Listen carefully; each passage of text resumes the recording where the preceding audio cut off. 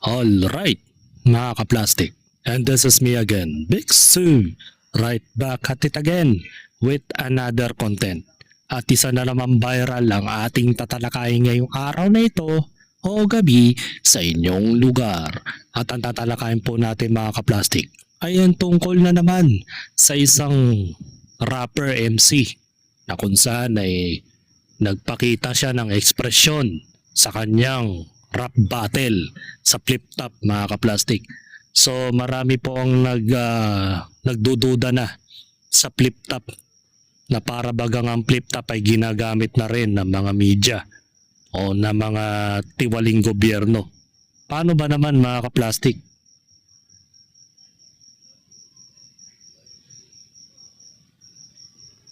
Wait.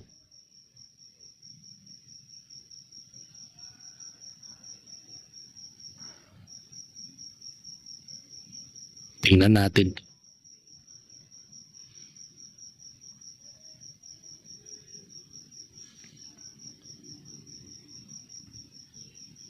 Wala.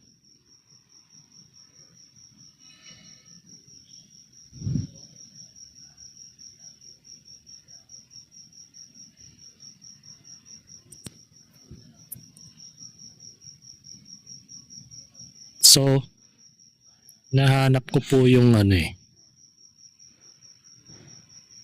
Eto. Paano ba naman mga ka-plastic? Mukhang pumapanig na po ang mga battle rap MC sa flip top. Sa mga damuhong dilawan mga ka-plastic. At para bagang ang mga taong ito, mga rapper MC ay bayad na po. Hindi ko naman sinasabing totally na bayad sila, allegedly.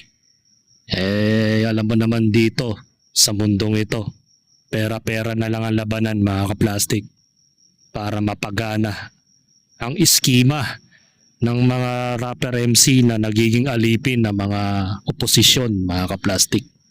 Makikita nyo naman sa larawan, itong hindorotot na nilalang na ito ay katabi niya po yung sumisira sa lahat ng administrasyon.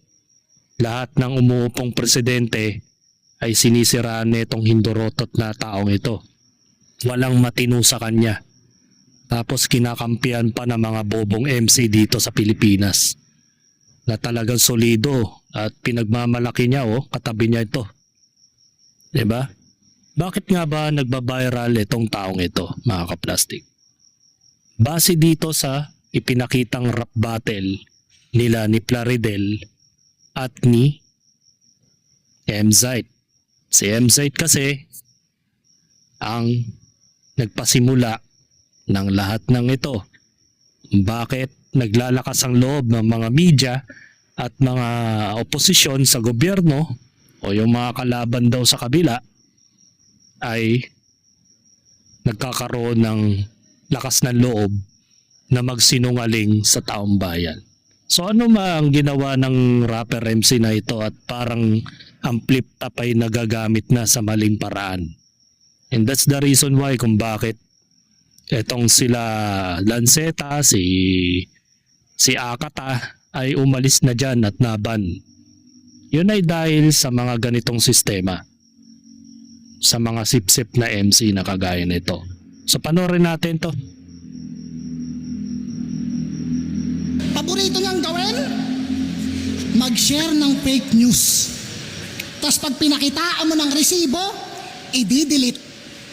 Pag nakakita ng AI, Sara nakikipagkamay sa magbibigay ng gas, kinikilig. Magpiprint ng karton, susuotan ng jacket. Susubuan ng pagkain, nakakabagabag. Dito nga sa flip top, pag bumoto, pinapaliwanag. Yung gusto nyong iboto, di nagpapaliwanag.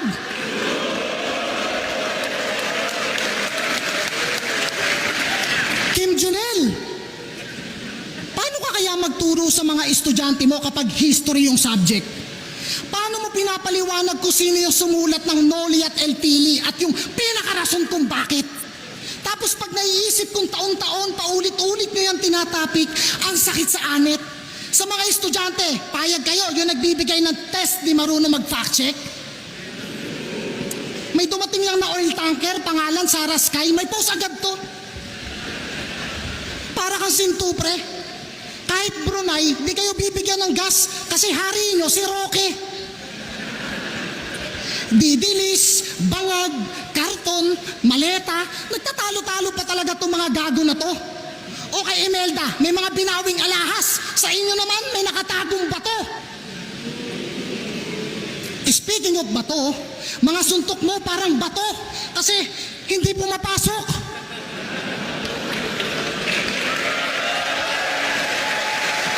Hindi niya maintindihan kung bakit di pumapasok yung tao. Ikaw ba naman sa sarili mong bansa ipinaubaya ng mga gagong kalaban sa politika na ipaaresto ka ng isang banyaga? Ikaw ba papayag ka yung kamag-anak mo aarestuhin ng isang banyaga nang hindi dumadaan sa jurisdiksyon? No, may sarili tayong batas dito sa Pilipinas. Wala na ba tayong korte? Yun yung isipin mo. 'Di ba? Ilagay mo ang sarili mo sa sitwasyon, hindi sa pinagtatanggol ko po yung taong pinaparinggan mo. Sipin mo kung halimbawa na lang ang mga banyaga na lang ang nagko-conquer at sila ang nag-i-implement ng batas. Anytime kahit sino pwede nilang damputin. Papayag ba kayo? Kung sa ibang, kaya kung nga dito sa pag pinabarangay ka, nagagalit ka, di ba? Ayaw mo lumabas ng bahay nung pinapadampot ka. Yung pa kaya yung mga banyaga, dadamputin ka ng walang man lang sapat na due process. Isipin mo, yung pinadampot nilang tao at dinala niya sa hage. Allegedly lang naman yung mga kasalanan na ipinatang sa kanya. Ginamit nila yung mga taong biktima ng EJK. Hindi naman niya kontrolado yung mga taong gumawa ng mga pagpatay. Nakarinig lang kayo ng words doon sa dating presidente na patayin ninyo. Hindi naman totally hindi naman yun kasi ang hirap kasi sa tao. Nakarinig ka lang ng word na patay mo si ganito, patay mo si ganyan, binigdil na nila. Ayaw pala nila na pinapatay yung mga drug lord. Gusto pala nila bine-baby. Kaya tingnan mo, ang dami na namang criminal rate dito sa Pilipinas. Tumataas na naman ang criminal rate dito. Tumataas na naman. Nakakabalita ka, may mga batang pinupugutan, ginagahasa, tinatapon sa kung saan-saan. Yan ang mga gusto ng mga rapper MC na bayaran. Mga ka-plastic, yan ang gusto nila. Isipin mo yung banyaga na ICC na yan, kung ang mga pinagdadampot niya yung mga nagnakaw ng mali-malitang pera, mas maunawaan pa natin yun eh. Kasi imagine mo, yung perang mali-malitang ninakaw ng mga hayop na yan, mga investors yan galing sa ibang bansa na inutangan nila. Tingnan mo, tuwan-tuwa na naman yung presidente natin, nakautang na naman sa ibang bansa. So bakit hindi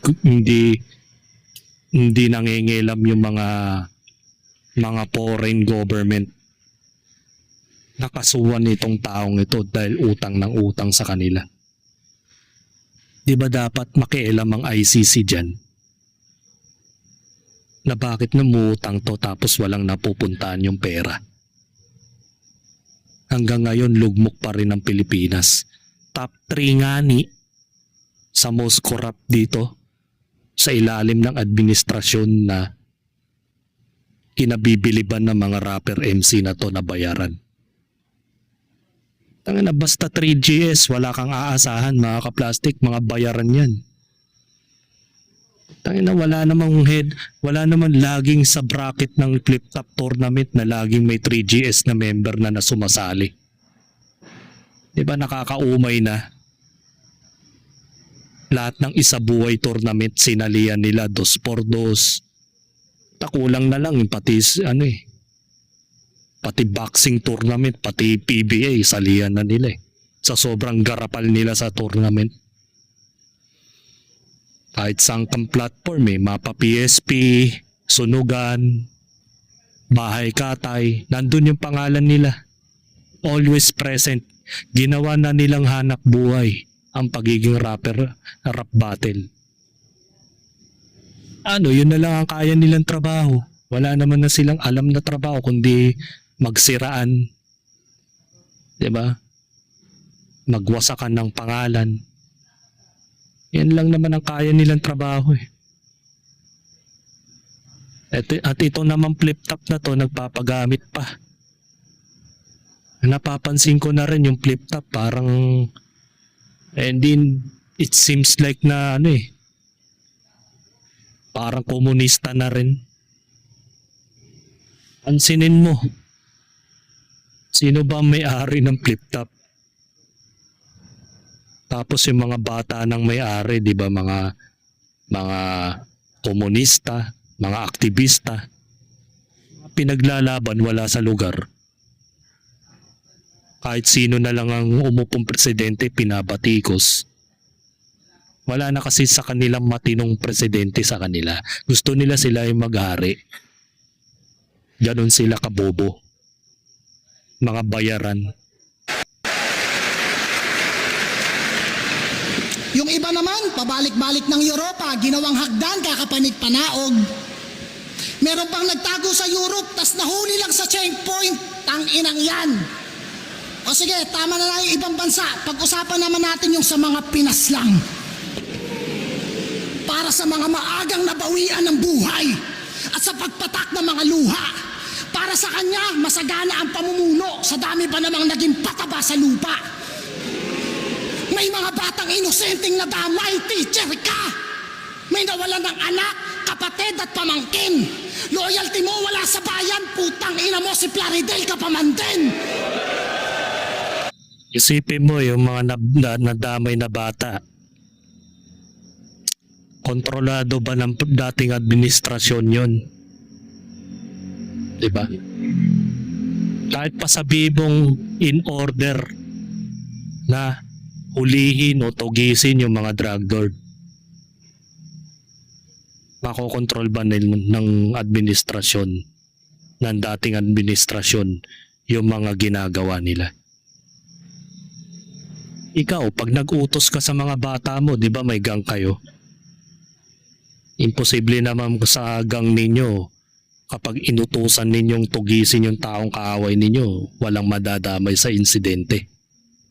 Di ba madalas nakakaperwisyo kayo sa kalsada? Kapag may riot kayo, may gang war kayo, anong unang nasisira? Private property ng ibang tao. Mga sasakyan na nakaparada sa kalsada.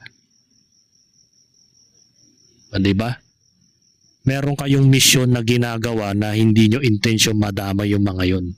Pero dahil sa matinding away ninyo, sa matinding alitan ninyo o sa gang war ninyo, hindi maiiwasan na madadamay talaga yung mga hindi dapat madamay.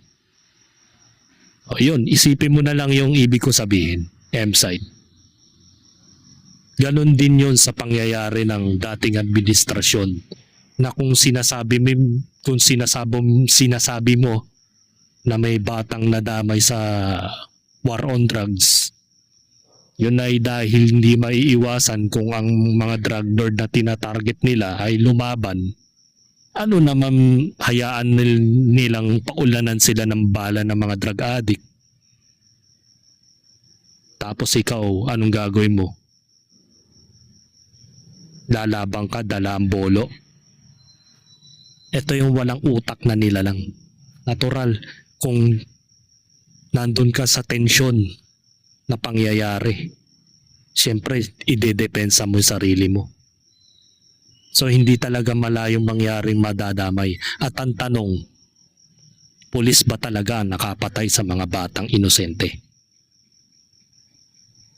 Buti pa yung mga batang sinasabi mo ngayon sa bara mo, alalang-alala ka kasi nadamay dahil sa war on drugs. Eh bakit yung mga namamatay ngayon dito ngayon nababalita sa telebisyon? Pinatay ng mga drug addict, ng mga tambay, mga holdupper. Bakit hindi ka nag-aalma? Para ka rin palang human rights, no? para ito pala si M-Site para ding utak human rights na Gabriela. Ikaw pala yung CHR ng Clip Top na nagrereklamo lang kapag kalaban sa administrasyon yung gumagawa. Pero yung mga addict na pumapatay ng mga tambay, ay pumapatay ng mga inosente tulad ng mga nagtatrabaho sa opisina, ino-hold up nila, gagasain, dadalin sa San Mateo, itatapon ng nakasako, ilalagay sa sementadong drum. Di ba? Ba't hindi ka nagre-reklamo? Di ba? Halatang bayaran yung mga bara mo. Bukod sa may talent fee ka na sa Flip Top, may talent fee ka pa kay Trillanes. Halatang gamit na gamit ka. Paldong-paldo yarn. Di ba? May pambili ka na namang jersey, may pambili ka na namang damit na pang hip-hop, may iPhone 17 Pro Max ka na naman.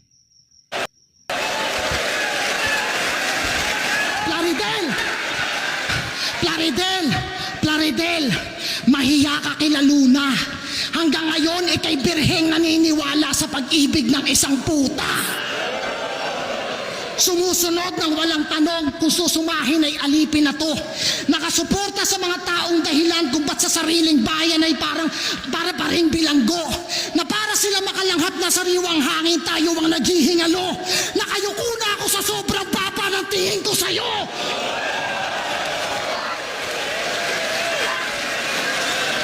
Ano? Iyak na lang kayo? Humanda kayo sa 2028? O ba't? Sino bang nabudol? Kami ba? Tinutulan na yan dating-dati pa. Putang ina, mga propagandang meaningless. At oo, Tandaan nyo yung sinabi niya. Tandaan nyo. Sino ba daw ang nabudol, siya ba? Eh ano naman ito, mga ka-plastic?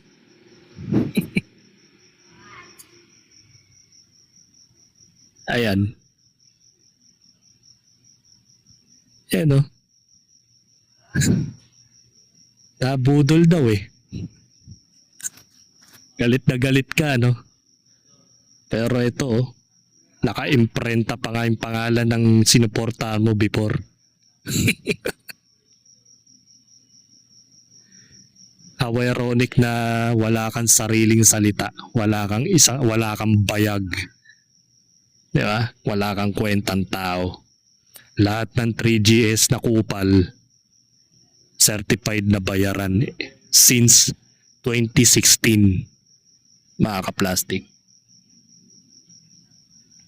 Sabi nga dito sa post ng hip hop nabulag ba o nagising? Bakit bumaligtad ang pananaw ng mga rapper? Parang kailan lang natin pinakikinggan yan. Pero kung iisipin medyo may katagalan na rin pala. 10 taon na ang nakalipas. Mula noong mainit-init ang 2016 election season.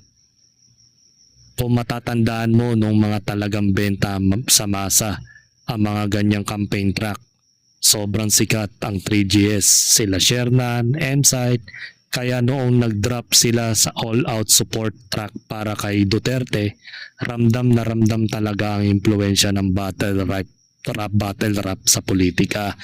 Halos lahat ay ng kabataan at rap fans noon kabisado yung mga bars o kaya naman pamilyar sa kanta. Panahong solid support pa ang marami at grabe ang hype sa bawat linya. Pero iba na talaga ang takbo ng panahon ngayon. Napapaisip ka rin ba kung paano nagbago ang ihip ng hangin? Ngayon, hinarap na ni Duterte ang International Criminal Court o ICC at nakakulong na. Marami na ang nagbago ng pananaw. Sila Shernan at M-Site mismo, mas naririnig na ngayon na bokal at prangka laban sa korupsyon at sa mga maling para kalakaran at nakaraang administrasyon, kabaligtaran ng todo suportang kanta nila noong 2016.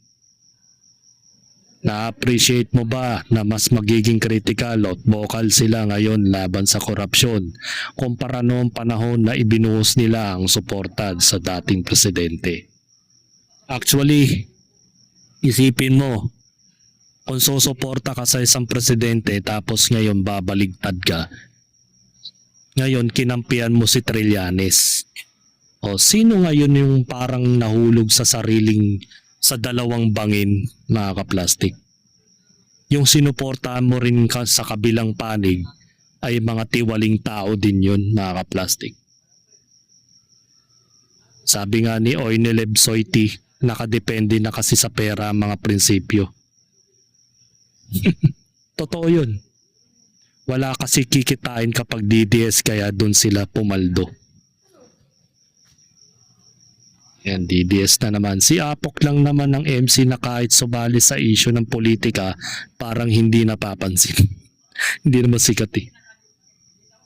Natawa lang ako sa dami ng flip-top na sinali ng ang politika, pero kay M-Site lang pinalabas dahil ba nag-trend o dahil lang yung media ay maka-BBM.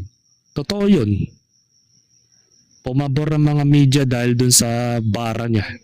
Pero nung lumabas yung rap battle ni Nino ba to? Ito, meron pa akong isa dito eh. Yung nakaraang issue. Ito. Natatandaan nyo pa po ba yung itong rap battle ni EJ Power? Mga kaplastik. Kung saan ay na-issue rin ito, mga kaplastik, dahil sa pagpupuna sa administrasyon, mga kaplastik. So, panoorin po natin to kung ano yung ano niya. Alright, mga kaplastik. Itong diba? Yan na walang nangyayari na putukan. Diba? Dito siya na trigger. Hindi dahil dun sa Malacanang, mga kaplastik. Tandaan nyo yan. Kasi siya yung mismo nagdeklara na walang nangyaring putukan. Nagsinungaling siya sa harap ng media. Samantala yung social media, Facebook, ay nagsabi ng totoo na meron talagang namatay during the rally. Diba, mga kaplastik? Ito yung tungkol kay EJ Power, mga kaplastik, pagkontra kay Administrasyon BBM, nagagalit sila. Biglang kakasuhan nila ng citing to sedition, mga kaplastik. Kasi nga nagsalita atong si EJ Power na susunugin daw yung Malacanang eh. Pero bakit pagdating dun sa bara ni M-Site ngayon, parang nagmumukhang pabor sa kanila at tuwan-tuwa pa yung mga media? Kagaya nito, mga kaplastik. Tuwan-tuwa yung media eh. Kasi naging bida tuloy yung mga kanilang manok eh. Kaya ito, mga kaplastik, tuwan-tuwa na naman ng mga media dahil dito sa trending na ito. So panoorin natin. Pahabol mga kapatid, nauwi sa usaping politika ang balitaktakan ng dalawang rapper sa isang flip-top battle. Sa panalo siya ay igir, kinunsyaba niya yung leader, talagang may basbas ng presidente para magnakaw ang speaker. Kaya pala kampante ka sa gera, tiyak na ang panalo, malalanghap mo na ang pera. Kaya ayos lang na magpuyat at magka-eye bags, may matatanggap namang maleta. Mas maganda pa nga yung bara ni Plaridel, mga kaplastik. Kaso nga lang, yung pagdating kay M-Site, parang hindi pabor eh. Baka sabihin na naman, maka-DDS na naman ako. Isipin nyo, mga kaplastik, harap-harapan na may ebidensya at nakikita na. Bakit hindi pa rin naniniwala ang mga taong to? Iba kasi yung nagagawa ng pera. Bayad na bayad, mga kaplastik. Okay, Imelda, may mga binawing alahas. Sa inyo naman, may nakatagong bato. Speaking of bato, mga suntok mo parang bato kasi hindi pumapasok. Paano kung ikaw naman yung walang kalaban-laban? Paano pag nagkaganto? Tipong wala na sa guhit ng palad, wala na sa kalyo, kundi nasa dulo ng daliri yung kapalaran mo. Yan ang banggaan ng mga rapper na sina M-Zite at Plaridel. Kwela pa ang hirit nila sa umpisa pero naging seryosong usapan na maukat ang isyu sa korupsyon at gera kontra droga. Sa uli, hiling nilang mamulat ang publiko sa mga problema ng bansa. Mga kapatid, Ano? Inuna pa talaga yung issue ni Duterte, no? Hindi yung issue dun sa malay-maleta. Ayaw nilang sabihin. Wawa sa inyo, media. M-Site, kantay mo na nga ulit yung Duterte pa rin kami. Hipokrito nga eh. Naging DDS lang naman yan para hindi masali sa tokhang. True. Palagay ko nga. Kasi simula nung nagkaroon ng war on drugs that time, lahat ng mga MC sa flip top biglang nagsitabaan. That time po siya mga mga full tank yung mga mata niyan. Naglalaliman yung eyebag, mga kaplastik. Nangangayayat na, kakatira. Di ba? Sabi ni John Stanley Dollar, kadides, sabay-sabay natin isabihin ng sa script na bigyan ng maleta yan. Ay, yan talaga. Truth slap sa mga DDS. Pero hindi naririnig yung salitang maleta. Harap-harapan na tayo ninanakawan, hindi pa rin kayo naniniwala. Well said, Sixth Threat, President Duterte nasama sa flip-tapan. Ito ang totoong may paninindigan na talaga nga naman may alam. Ano nga ba yung sinabi niya dito? Tuta lang daw ng China si Digong kaya pinagsisihan niya nga raw. Hoy, imbis magmarunong, magmasid ka sa galaw. Duterte, tuta ng singkit. O sige na, edi wow. Basta pag binomba kayo ng incheck, huwag kayong lilipat ng Davao. Pangina, ganito yung mga kuda ng kuda sa internet no? Pag nagkagera, kanya-kanyang tago yung mga putang ina. Ikaw na pumuntang China, gamitin mo yung therapy session, tingnan natin kung tatalabyan ka mga missile nila. Gago. Ilan ko? Duterte, DDS daw, Davao Death Squad. Ano? Di kita masasagot sa ganung paksa na yung krimen sa ganung paraan napupuksa. Pero kung totoo man, ba't ako magre-reklamo sa ganung banda? Parang kinukompliment mo lang na DDS ang dailan, but safest city kami sa buong bansa. Tangina mo. Bilyong-bilyong pondo daw sa Mindanao nung Duterte admin. Bakit? Kung hindi dahil doon, malamang hanggang ngayon wala kaming bypass road, tunnel road, investor na dati takot mamuhunan. Naririnig mo lang kasi yung putukan pero bingi-bingihan pagdating sa pinaguhugutan. Napukusan lang yung Mindanao ng isang termino. Isang termino! Tingin mo na agad sukdulan? Pangungurakot ba talaga yung kinagagalit mo o sanay ka lang na kayo yung mas natututukan? Ano?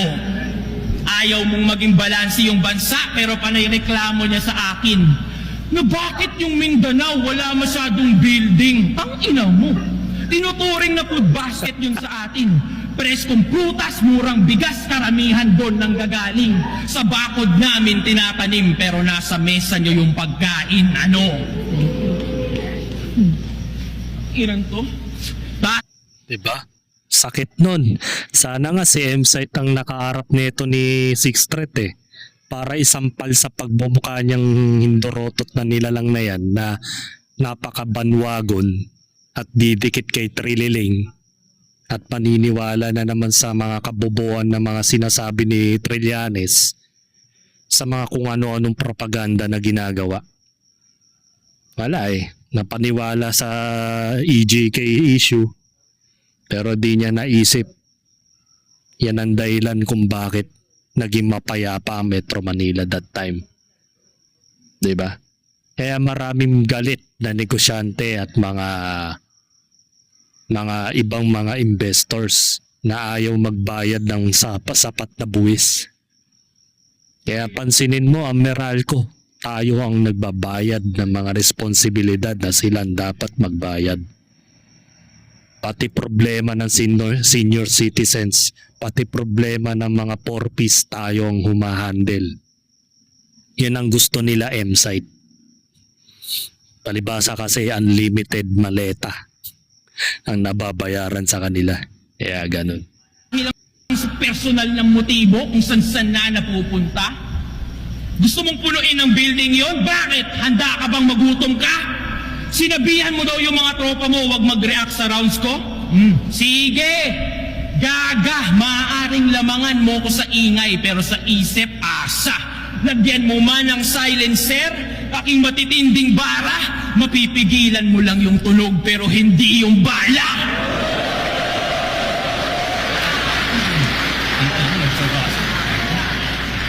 Pero kahit anong pangit ng yung bunganga, wala kang narinig na nilait ko yung politiko mo, doon ka sa akin humanga. Kanya-kanya tayo ng pinagdaanan. Ba't kita didiktahan sa kung ano ang tama? Walang nananalo sa gantong debate pero talo yung walang pangunawa. Tandaan mo yan. At doon tayo nagkakapareha. Parehong merong hinaing, pareho din na may reklamo. Pero di sapat yung feeling lang edukado. Dapat danas mo yung hirap ng mga tao. Ngayon tapos ka na, pakisabi din sa iyong amo, galing pa ng DDS, ikay malinis rin ang bao. Ayun, well said, mga kaplastik. Jig Manikad po, pagdating sa mahalagang balita sa Ayun. Sabi sa reply, ang tanong kung kaya niya M-Site. Basic lang yan sa kanya. Diba? Nag-champion yan si Six Threat sa flip top kaya may bigat ang banat niyan. Maganda ipagtapat yan kay Six Threat at si M-Site. Tama. Gusto kong makita kung ano yung magiging reaksyon ni M-Site kapag dinurog siya sa entablado.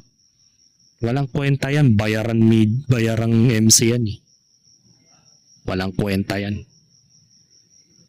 Tapos sasabihin tayong mga nagsasabi ng mga bagay-bagay, bayarang DDS daw. Hindi naman ako DDS. Sinasabi ko lang naman yung nakikita natin na harap-harapan tayo niloloko ng administrasyon ngayon, pero hindi pa rin kayo naniniwala. Diba? Harap-harapan na tayo ninanakawan, pero hindi pa rin kayo naniniwala. Nas naniniwala kayo sa issue ng nakaraan na hanggang ngayon ay tinututukan ng mga kalaban sa politika. Imbis tutukan yung problema sa flood control, ano na nangyari? Nawala na, nalihis na yung issue na yun. Ang pilit binubungkal ng mga kalaban sa flood control, itong EJK na matagal ng panahon, ang laging sinisilip, mga kaplastik. So yun. Hanggang dito na lang ang aking opinion. Wala tayong magagawa eh. Kapag bayarang MC yan, matik. Wala nang patutunguhan. And this is me again, Big Sue. Lagi nagsasabing, ang mga plastic ay matagal mabulok dahil ang mga plastic ay toxic. Kaya, what's up mga kaplastic? And this is Kambid, commentary video na video live stream. Signing out. Alright. Mga kaplastik, kung nagustuhan nyo ang aking video, isubscribe nyo lang ang aking channel. At the same time, i-hit nyo rin ang notification bell at yung all para ma-notify kayo sa aking susunod ko pang video sa aking YouTube channel. Maraming salamat po mga kaplastik.